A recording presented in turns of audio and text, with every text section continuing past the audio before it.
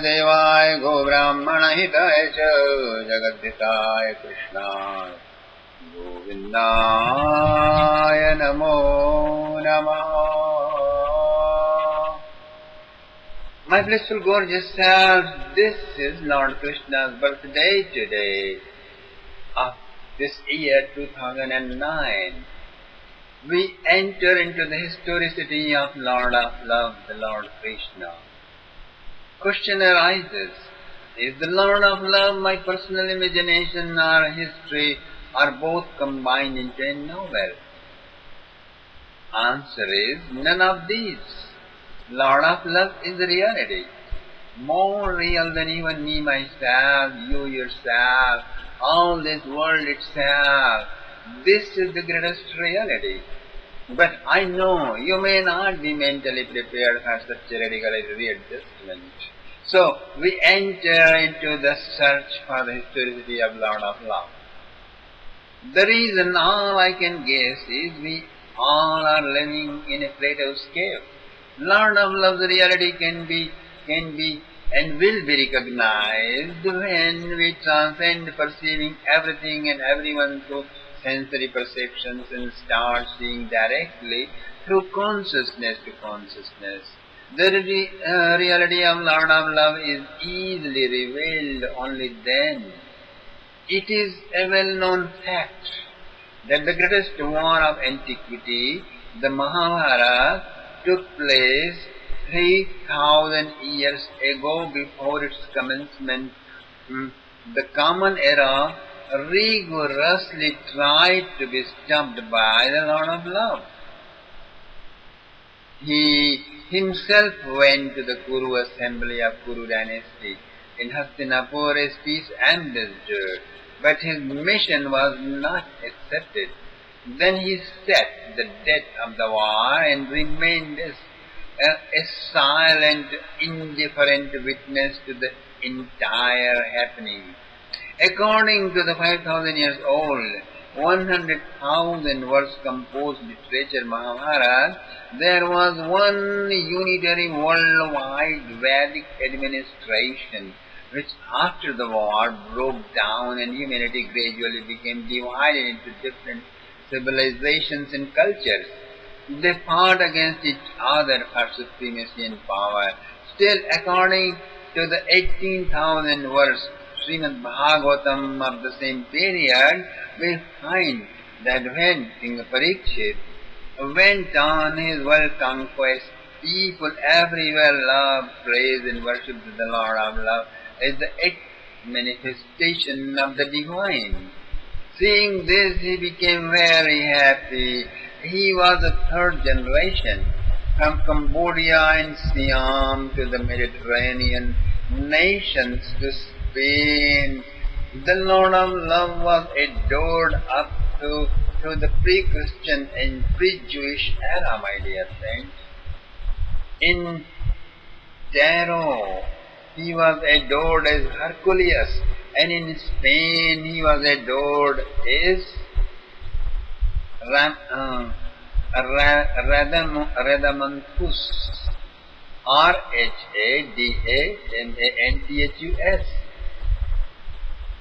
H. Spencer writes, in pre-Christian era, a statue of a holy child wearing a crown was exhibited on Christmas Day in many lands. The serpent Kalia, on hooves of which Lord of Love danced, became an emblem of the Holy Ghost much later on. The Lord of Love was adored in Egypt as Hermes and Hiram. The Greek letter X representing CHR actually represents the number 10, while Mas means month, Xmas means the 10th month. December is actually again referring to the 10th month. November refers to the 9th month. October to the 8th month.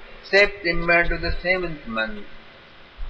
However, in the Roman calendar, these December is the 12th month.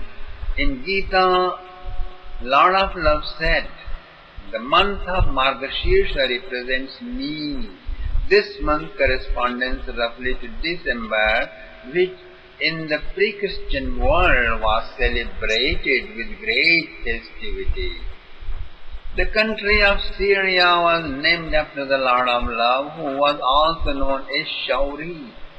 The writings of Hippolytus, an established ancient Greek author, prove that Orthon, a legendary warrior of world history, is none other than Arjuna, and his chariot driver Basilidas is Krishna or Christos, Lord of Love. Such perversions are found throughout Europe's antiquity, my dear friends. Be comfortable with that. According to the great historian Ian Oak, Jesus Christ, Lord of Love, and his teaching had a strong following in Bethlehem those days, known as Vatsalyadham. Yes, Bethlehem is, in its correct pronunciation, a Sanskrit word, Vatsalyadham, Vatsalyadham. The abode of the darling child, that's the meaning. The Nazareth, known as Nandarath, which means chariot of Nanda, father of Lord of Love. Jesus Krishna is the Hebrew perversion of the Ishwar Krishna, from the original Sanskrit, which was the common language in the time of Lord of Love. Ishwar means the Lord Supreme, and Krish means the concentrated existence. Ana means eternal bliss. The form of God is the very existence of eternal bliss. That is the meaning. Also, the one who is constantly attracting the whole universe, each being, each individual of the whole world, one who is attracting constantly to the restlessness of everybody's mind. So this was the meaning of Jesus Krishna. The birthday of Lord of Love used to be celebrated in those temples and cities with great honor and celebration. The Vatican, or Vatican as it is now known, was a center for Vedic wisdom. There was a highly venerated spiritual master who expounded Krishna Niti to all. In Sanskrit this means the policy of the life of Lord Krishna, which is the Gita, upon whose verses we are writing commentary in our journal every month. The Druid community adored him highly. The Druids were none other than the Dravidas. In ancient days they were Kshatriyas and became Sudras by the curse of Brahmins. They are from Dravida, which is Tamil or South India, because Tamil is mostly spoken there. Etymologists are of the opinion that the changes that the word Tamil underwent were as follows: Tamil, Damil, Damid, Dramid, Dravid, Dravid. This then became Druid in Europe.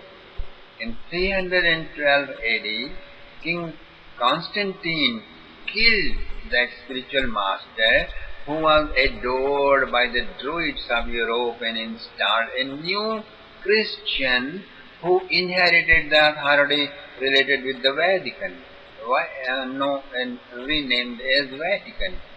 After the fall of the Vatican, Mecca, Varanasi and Gaya still remain the key centers of pilgrimage on the earth.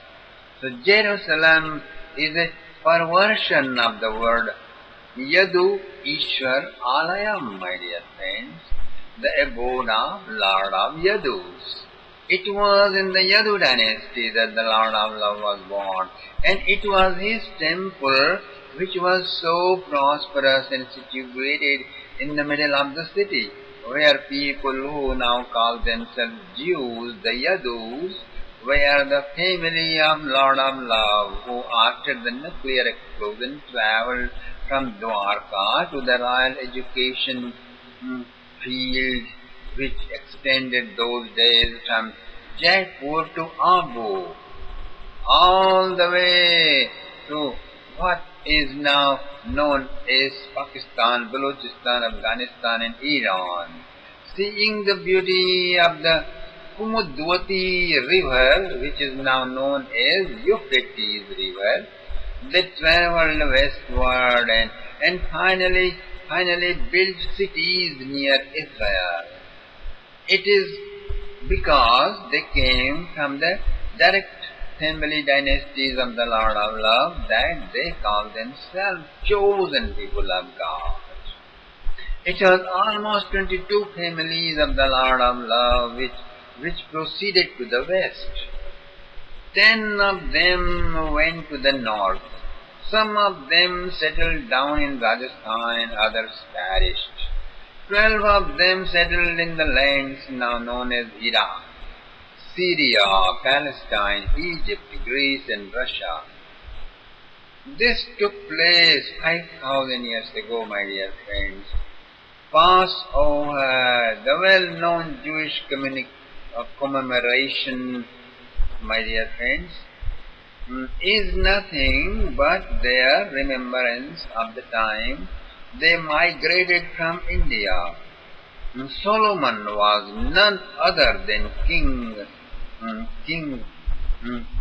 Shalmano, tall, majestic, generous and wise person of Bharatian origin. That is who Solomon was. Before 630 in pre-Islamic age, Kaaba walls had innumerable paintings of Lord of Love which the Prophet Muhammad destroyed, except for one that depicts Lord of Love in the lap of his mother Yashoda. This still existed in 683. Scientists recorded this, thinking this was a picture of baby Christ. But Mecca was never Christian, my dear friends. Rather, the area used to be populated by people of the Kuru dynasty, Kuru race.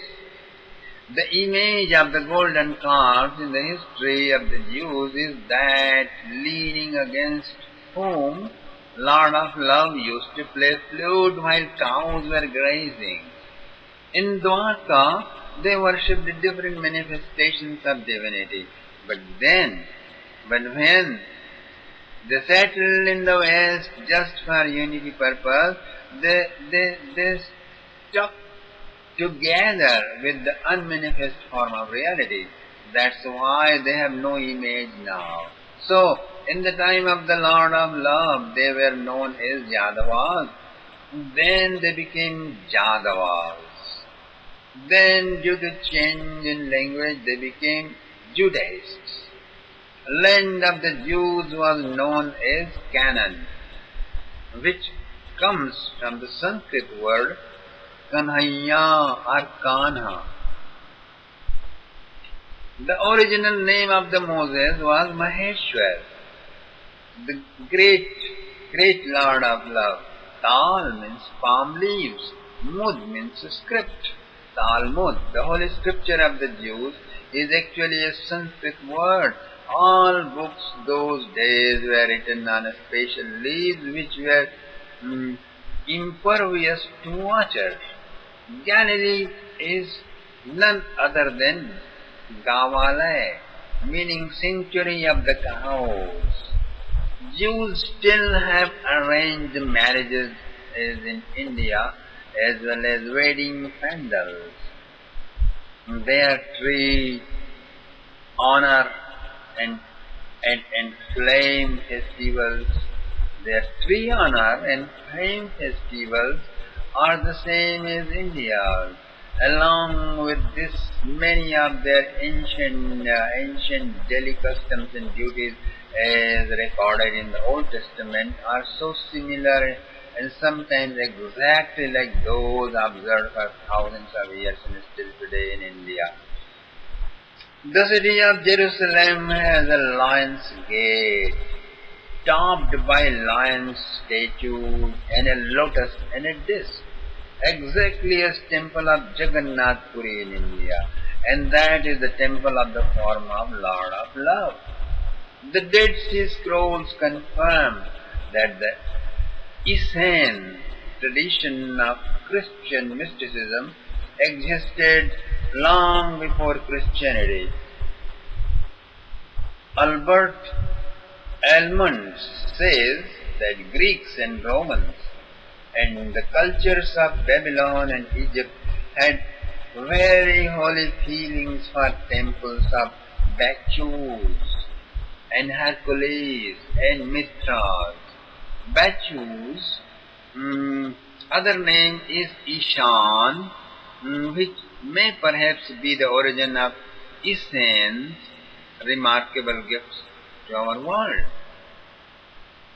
H. Spencer Lewis says, Essene has Vedic origin. Also, Samaritans, Stoics, Assyrians, Egyptians, Greeks, and Arabs were all followers of Lord of Love before they were by force, greed, conspiracy, and political reasons converted into their present faith. It is a great violence to history to depict Buddhism as separate. At first, Buddha was introduced in Vedic China as a branch of Vedic philosophy. In a single province of Loyang, Okakura says there were 10,000 Vedic families and 3,000 monks living from India. Around 500 BC, Confucius went to visit Lao Tzu, who introduced a fantastic approach to the ultimate truth called Taoism. In fact, the wonderful Lao Tzu was no other than transmigrated mystic Bogarnath or Bo Yang into a deceased Chinese man. He gave the message of yin and yang, Shakti and Shiva. Bogarnath lived more than 12,000 years ago, my dear friends. He incarnated also in Chile and Arabia. The master of alchemy with his disciple Yu left China after giving them Tao Te Ching in 400 BC and composed 700,000 verses of wisdom near Mount Kailash. Babaji Nagaraj met him in Katirgam around 211 AD and received great wisdom. After Babaji's return from Mount Poikai from the service of his Guru Agastya, both are helping people astrally up to the present day. Bogarnath was a disciple of Kalanginath, who was the descendant in the tradition of the Natha Yogis. We have given long series of discourse on them extensively, my dear friends. Please look into that. They belong to the line of Shiva, a friend of the Lord of Love.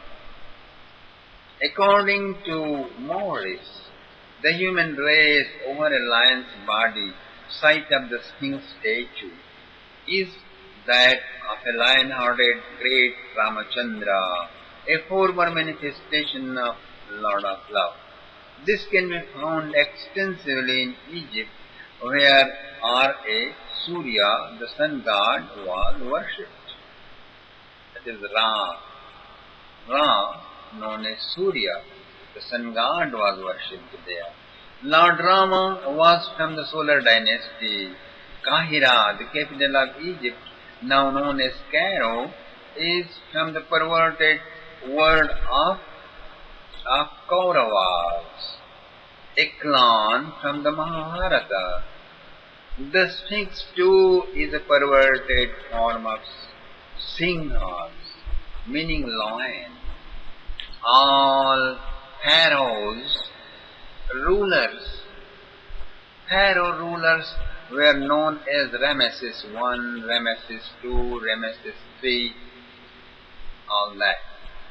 That means Rama issues, which means Rama the god, Py plus Ramids, means in Sanskrit bestowed by Ram. Thus the pyramids are castles in the desert, my dear friends. My purpose of presenting this mind-boggling, expanding narration of historical events, is to illustrate to you how neatly you are knit and tied with the Lord of Love, who is the main character of my literature. It is on him the Srimad Bhagavatam is composed, on which I have written a vast commentary, and I have named it Lord Krishna's Ambrosial Embrace Commentary. Ancestrally, you cannot escape him. You cannot bypass. You cannot trespass. You cannot ignore him. In your veins, his blood is flowing. Your bones are part of his bones, and your existence has descended from his existence.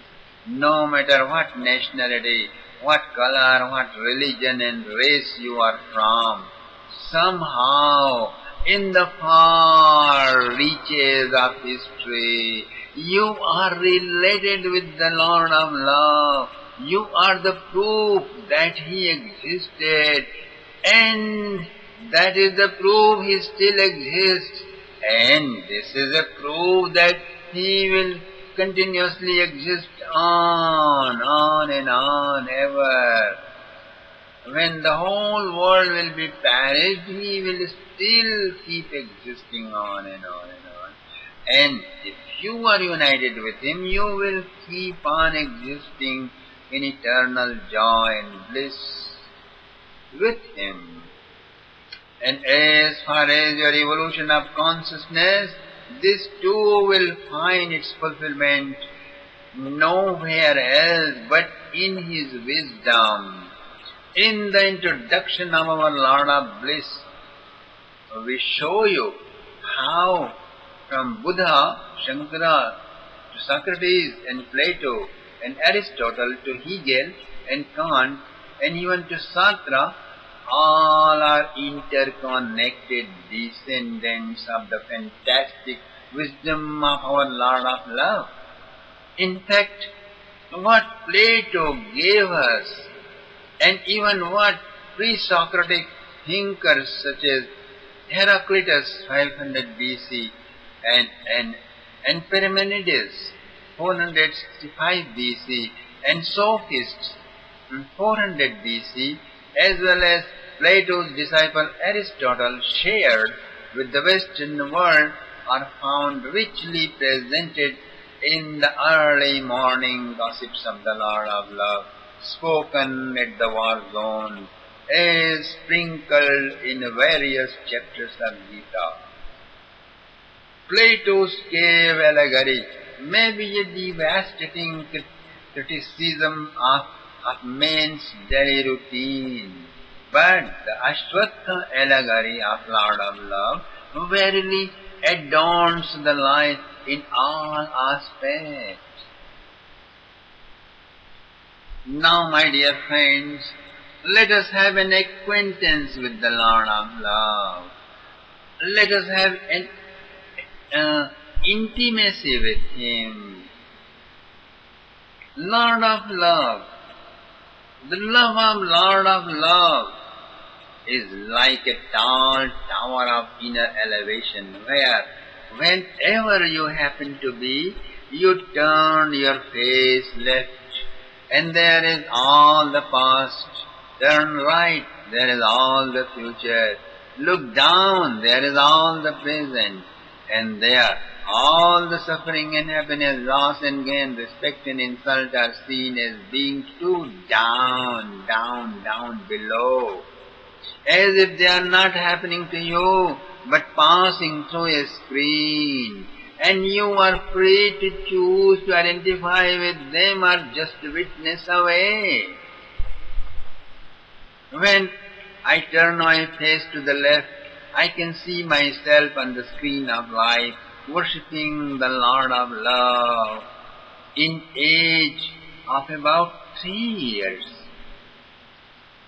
Then a 7 years old student from the middle of sleep, I sneaked upstairs into my study room when 2 large maps of MP and India were brought for me from a nearby city. Lighting a candle, I was looking where the nearby city of Sri Vrindavan was situated and where Mathura and all those places of that colorful one. Then I see myself going to Bhagavad discourses, crossing difficult places to avoid being seen because I didn't want to be known as a religious person, but could not stop great eagerness to hear about him. Then I see myself bathing before sunrise, wearing my silks and singing Gita Sanskrit verses. That was at age 10.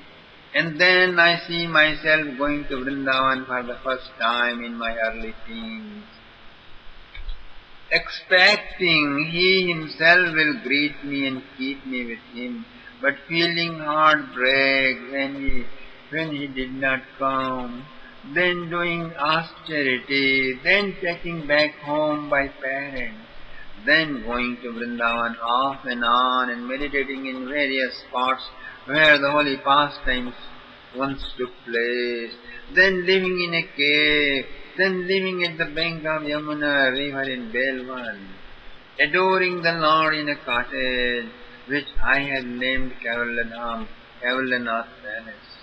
Then I see myself traveling across northern India, giving discourses on the pastimes of the Lord. Then I see myself coming to the United States and giving week-long discourses on Srimad Bhagavatam and writing Punyam Krishna Kathamritam book.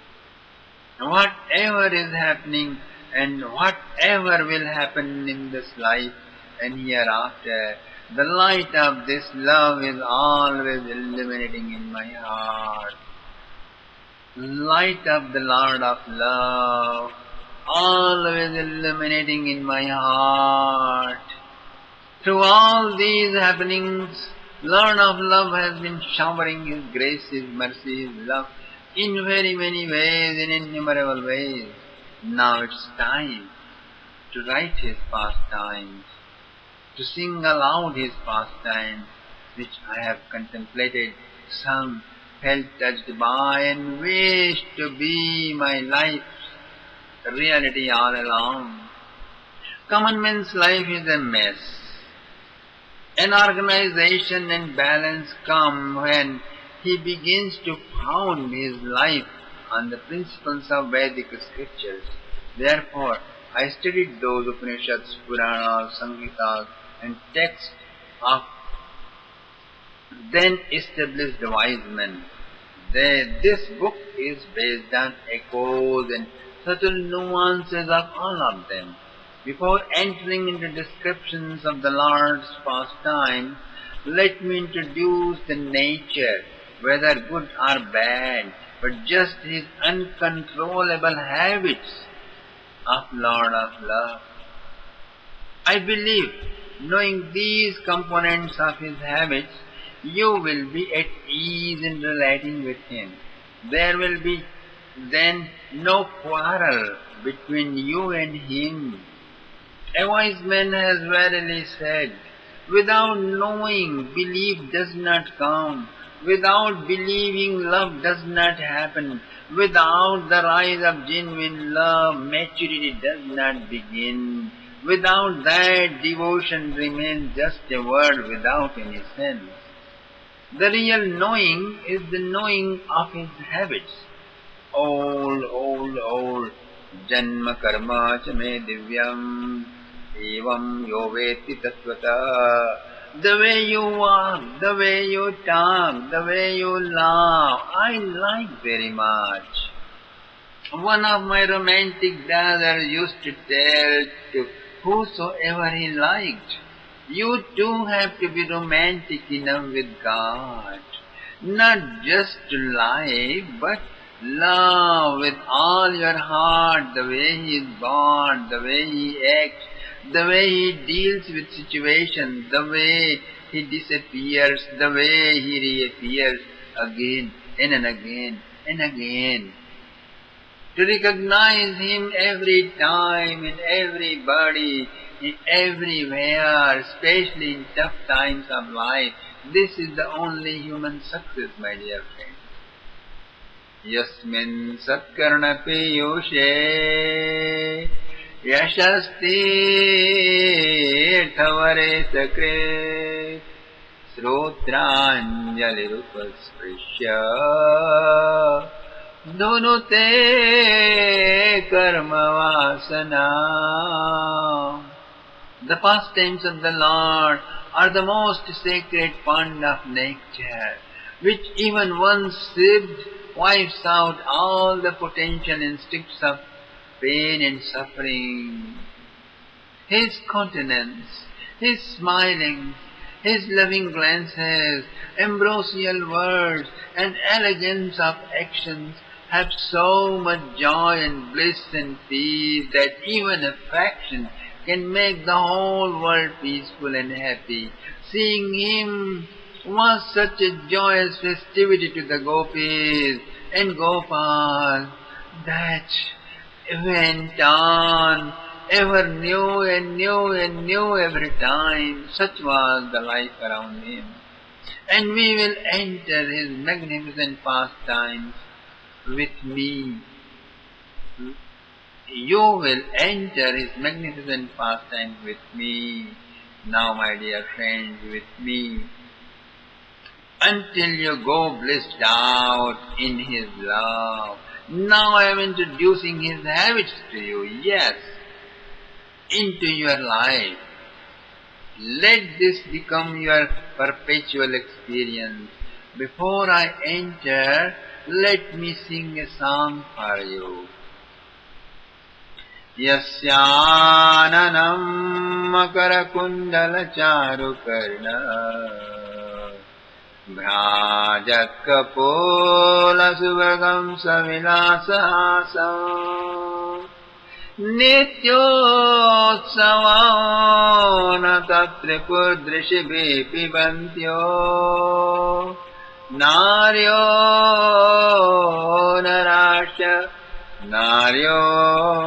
narasya mudita kupita nimesha.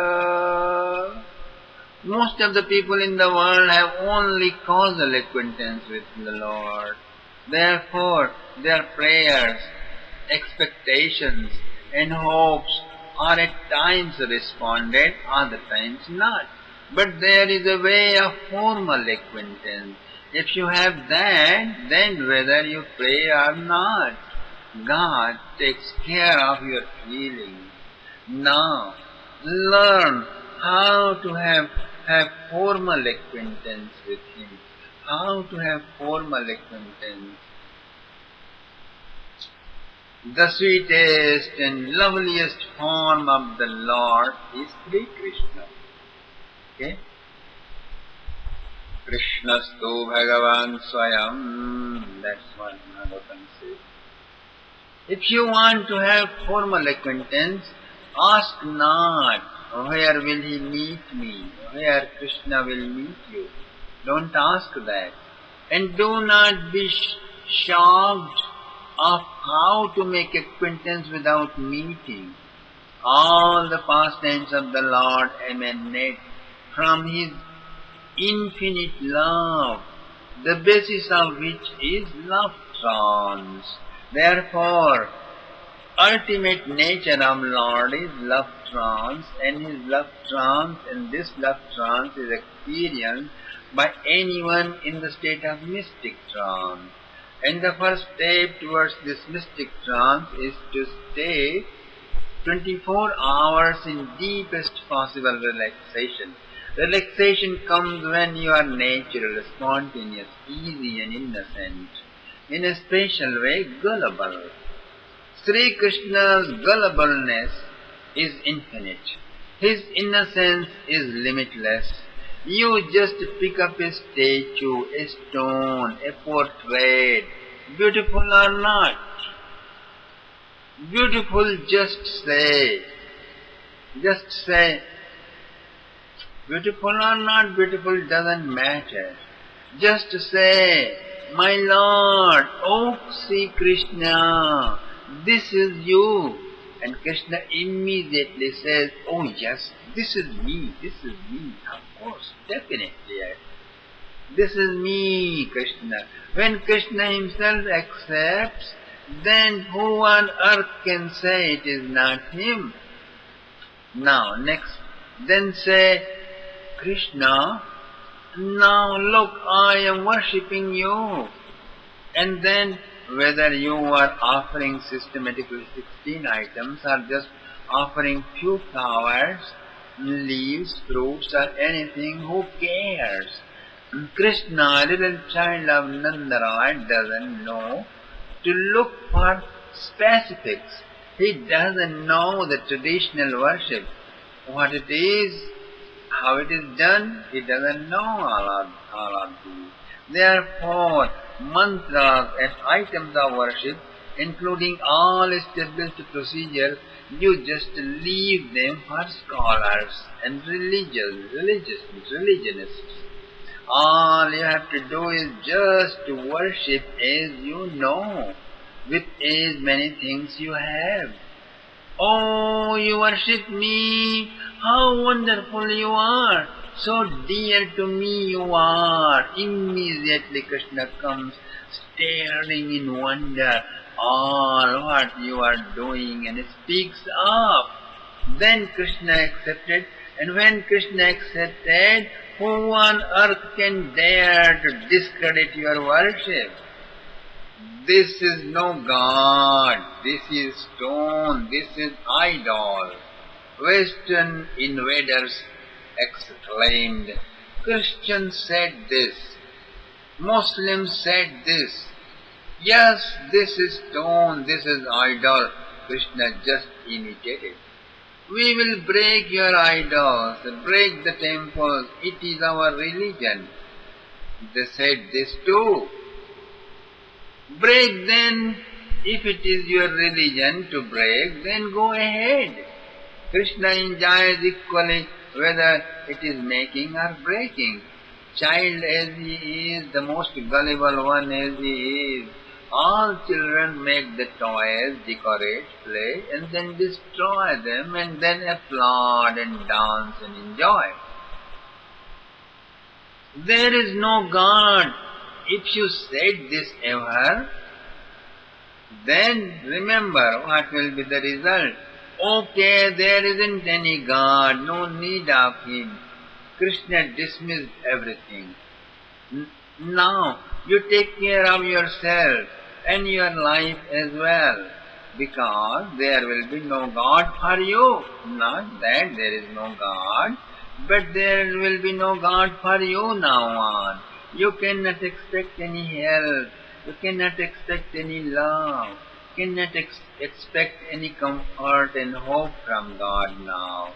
Now He is not going to interfere in sustenance, or your fall, or your rise in your life. You live by your own rules. Take care. Goodbye. This is how all these communists are, these Marxists are, these secularists are, damaged secularists. Cruel Marxists, oh monstrous, demonic communists. They have no communication with Krishna. But you ever, Krishna, but if these Marxists, if these communists ever interfered his rules, Krishna's rules, don't be that stupid. The very lack of knowledge of his laws, which flow from cosmic law to natural laws to man-made laws, national and international constitutions, and not keeping away from interfering with them, will cause you drastic devastation. You want to bring change, a revolution? If you are so revolutionary, then go ahead, good luck. But remember, try to understand what is the meaning of revolution in front of the fury of ocean, in front of the tornado, great wind, sweeping tornado, devastating earthquake, or swelling flood and hurricane. Even America goes down flat, prostrate, can't do anything. Scientists are helpless, poor fellows. You may perform long jumps, high jumps, all kinds of jumping and running in the name of revolution and reformation. And as long as they are within the boundary lines of Krishna's constitutions and laws, so long, okay. You don't confront anything drastic. As soon as you trespass, then what? What happens to you? I will rebel, I will regenerate, I will change everything which is not proper. You shout aloud, communists shout aloud. But if you dash your head on Mount Himalaya, then it will be your head that will break and not the mighty Himalayas. If an ant goes to cross the ocean and jumps into it, then what? If the ice of North Pole melts and you are in the way, then what? If Third World War breaks out and bomb blasts right on your head, then what? Your most beloved wife or son got AIDS virus and somebody suddenly came with a machine gun and began showering bullets on your home. Then what would your slogans do?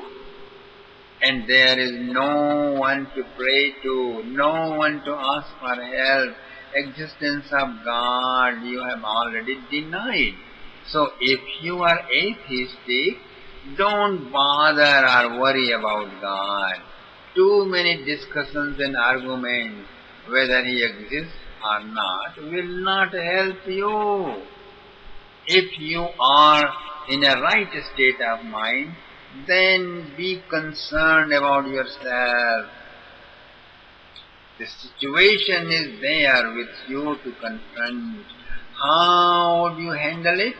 Evaluate the situation and take care of yourself.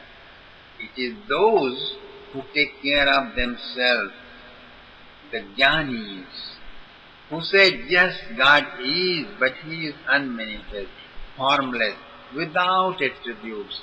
They say God is not a person but a state of consciousness. It is the very extinguishment of flame of ego.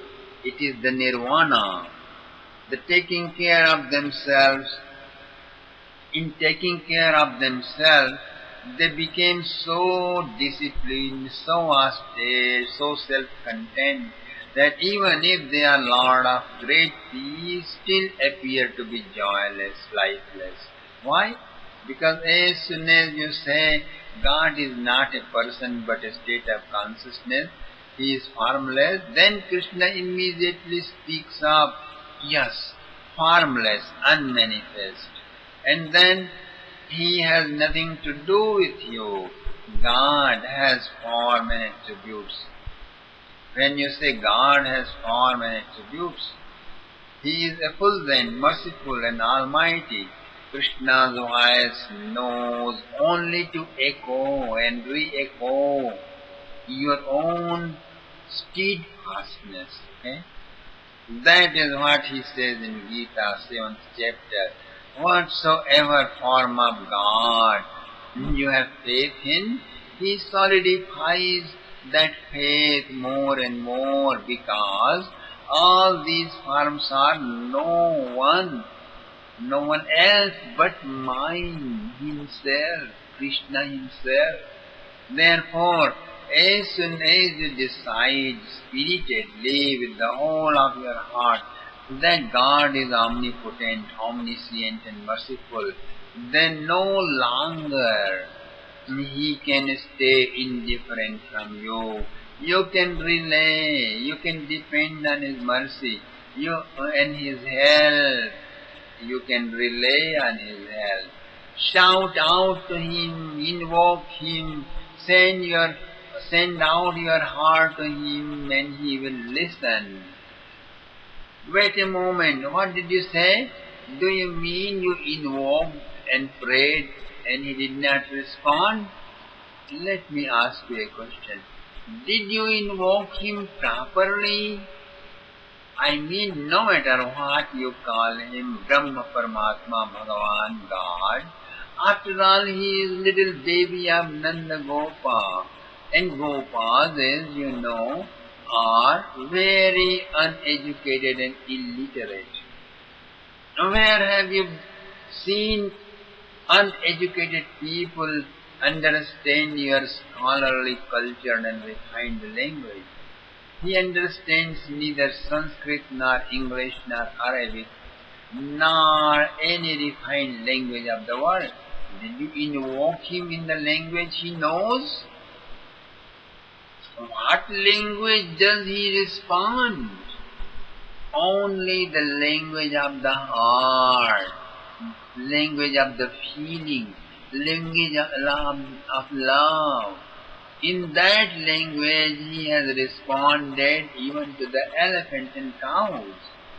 In the course of formal acquaintance with God, or even in causal acquaintance, it is very important to remember, never at any cost say God is cruel or harsh or reckless or indifferent. Never say that. Why? Because Krishna is extreme in imitating. Suppose he resonated your words and said, okay, God is cruel and indifferent, and that God I am. Then what can you do to him? Everything is ruined for you in your life. Then how to proceed? How to go about with Krishna? Start with the guidelines, my dear friends. You should say, Krishna, Krishna, my dear Krishna, you are God. And Krishna immediately says, oh sure, I am God. Krishna cannot say anything else. And then you say, you are the controller, sustainer and lord of millions of worlds and their creation and maintenance. And Krishna says, yes sure, I am.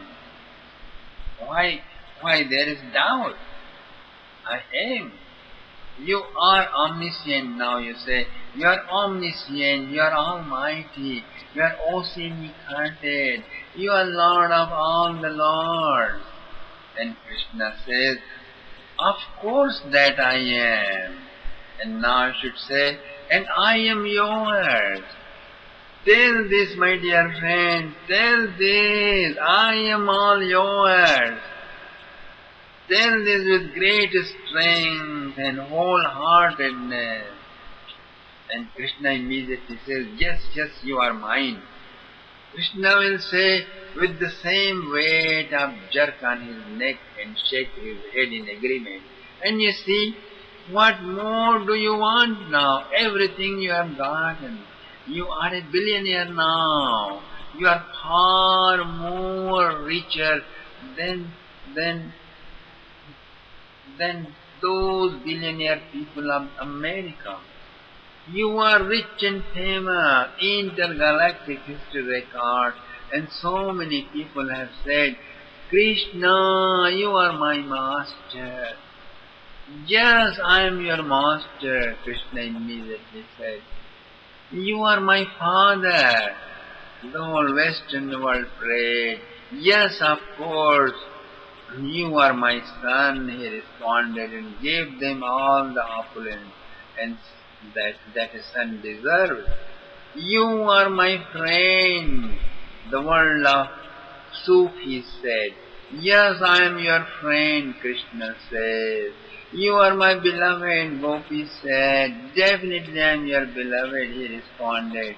Krishna does not know rejection. Your head moves in acceptance and his moves double. It is you who coach him on non-acceptance, my dear friend, so don't do that.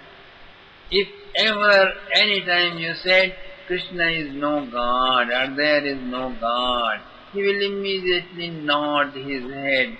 Yes, I am no God. God exists not. If you say, God is, but he is upset with me, and then Krishna says, yes, I am upset with you. And when you say, God does not do any favor on me, and then Krishna says, yes, I am not doing or not going to do any favor on you. Therefore, and everything of your life is now ruined off. You have no hope. Hopelessly you will keep suffering as these communists and Marxists and secularists keep on suffering hopelessly, helplessly. Therefore, my dear friend, do not give lessons of non-acceptance to this innocent, gullible baby of Brajmandal. Prahlad says, yes, God is, and He is mine, and He is right here in this pillar. And then He immediately came out from the pillar, roaring from that stone pillar. And Hiranyakashipu shouted, this magician Narsingha has appeared to kill me. And Krishna in the lion form grabbed him and placed him on his thighs and tore his tummy. Oh, ouch! Blood streaming. For his torturous persecution on his beloved Prahlad, Krishna was so furious that even after finishing that monster, even Brahma and Lakshmi and all celestials could not dare to approach him. But Prahladji, little boy, went near him and fearlessly said, my master, my lord.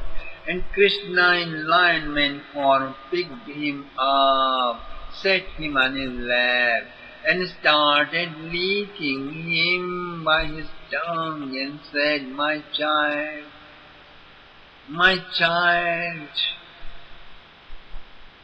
Chantavyamam yadime samaye vilambe. That's what he said. This little lad of Yashoda is very expert in changing forms, but habit remains the same, my dear friend. Regardless of lion form, boar form, fish form, tortoise form, dwarf form, cosmic man form, Virat form, wise man form, warrior form, holy man form, or any other, the original habit is the same. Whatever you say to him, he becomes that for you. If you have stamina, you can say, Krishna, you are mine own. And he says, yes, I am yours. He is very sure and truthful too, my dear. And you say, whatever I say, would you do that, Krishna? And Krishna will say, yes, I will do that. And this is how he says and smiles out. I say sit down and then do sit up. Get up and then stand up. And Krishna says, sure, no problem. I am ready. Krishna is always prepared, my dear. But you are morose and yawningly you say, why God doesn't appear? Why He is not doing any favor on me? Dear friend, have you ever said this with strength?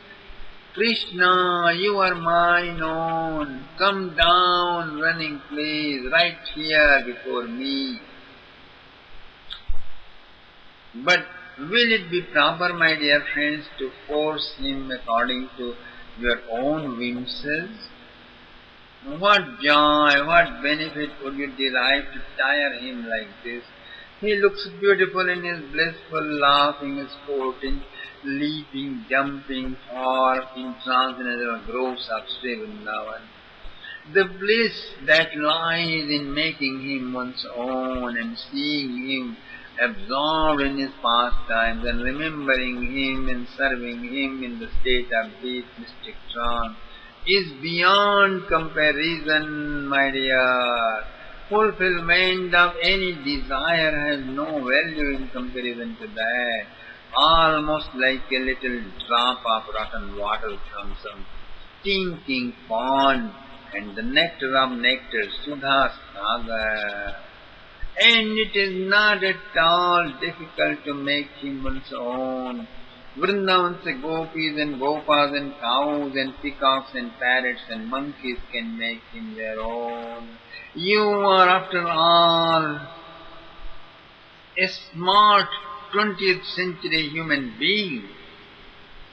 So, decide and tell yourself firmly and tell to Krishna, Krishna, I am yours and you are mine from today on, okay? And he sings a song on his flute, my dear. Ye yatha mam prapadyante tathaiva bhajamyam. Whoever and however one approaches me, I love him, love her exactly in the expected way. Krishna announced to Arjuna, Yastvam dveshti samam dveshti. Those who avers you, avers me. Your friend is my friend, your enemy is my enemy. Krishna doesn't ask why or what for. Those who are ours are ours. Those who are opposers of ours are our opposers too. Ours never commit any offense. That's what Krishna believes. He never sees our hearts. Never. Sugriva and Vibhishan did the same what Bali and Ravana did, but they remained ours because they were ours before. One who is not ours, to all those Krishna is even-minded and equalist. But in relation to those who belong to him, he throws away, dashing down all his even-mindedness. He is highly partial to his devotees. Naham tebhyo managati. He does not see justice or injustice. He looks only if there is one who belongs to him. So, now gather up material to talk to him, my dear friends, to know about him, to get win him into your heart. And remember, these pastimes of the most beloved form of Lord Krishna are authentic and true and confidential. Even if you do not find them explained anywhere else, they are all according to scriptures. If they are not in scriptures, then please write them down there. If you think, how can you write if Krishna has not performed these pastimes? No, they are already done. If still you doubt, then tell Krishna to do them and he will do. No doubt. Just tell him, do it, and then write it in your scripture if you believe only in the scriptures. Okay? When these descriptions touch your heart, then that is the way to enter these pastimes. Become saturated with these feelings and visualize in the same context and thus attain Him. So ask yourself, how much do I place my mind in Him? If you have to ask, how do I introduce my intellect? Adhatsva. Adhatsva means get it nicely folded from all sides and enter it into His mysteries. Nivesha, properly and wholly penetrate it. The whole world of devotees use only feeling. Using intellect shocks them. They consider it as something like an immoral act. The whole world of Vedantins mock at loving God, calling it an emotional trip. They consider it very, very small. Both have kept their eyes closed from the reality. God is very life of life. Love is the very basis of life. How can you attain Him by neglecting love? And intellect is operating a great deal of life's business. How can you dismiss using it for God? The source of all feeling is mind. You have to place the mind in Krishna. Scriptures say, na tatra vag gacchati, na mano gacchati, na buddhi. Unto God neither words go, nor mind, nor intellect.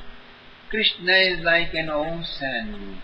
You may not contain Him all in your mind, but you can easily dip into Him. In order to take a dip, you do not need to inquire and inspect the rivers and ocean's entire depth. You may not get Krishna in his wholeness. You have just to place your mind in Him however best you are able to. However you can get hold of Him, absorb Him. Just have Him in one day. At least mind needs to get sunk in Him. Lead the mind into the wonders of His pastime. This is adhatsva. Then one rises above the temporary. This elevates one above bondage of birth, death, old age, and disease as well. As much as Krishna comes in the mind, go on with that. As much as intellect can stand entering into Krishna Tattva, get on to that. Spiritual life will proceed with that. Mind should constantly keep thinking of Him. Intellect should constantly keep trying to understand Him. Make Krishna your resting place. Worldly thinking makes the mind materialistic and dual. Krishna thinking makes it spiritual. Materialistic desires are like a garbage hill. Garbage keeps rotting one on top of the other. Pressed, suppressed, repressed, catharsized. They keep rising, evaporating and changing. But Krishna-related desires are like diamonds, luminous, illustrious. They never, mm, they never last, nor can garbage suppress them. Therefore, whenever you will have to come to a new human life and your sanchit storage of impressions, of vibrations, of actions from many, many lifetimes will be tossed and turned to pick up the materials to compose your new karma, destiny for destiny for present life.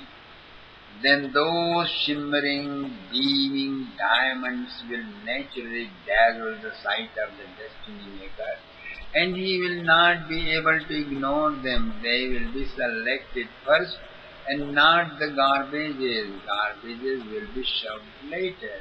Therefore, please place your mind into Sri Krishna and enter your intellect into the mystery of his existence. And then you are okay. You have a future then, my dear friends. Om Om Namo Bhagavate Vasudevaya. Om Namo Bhagavate Vasudevaya.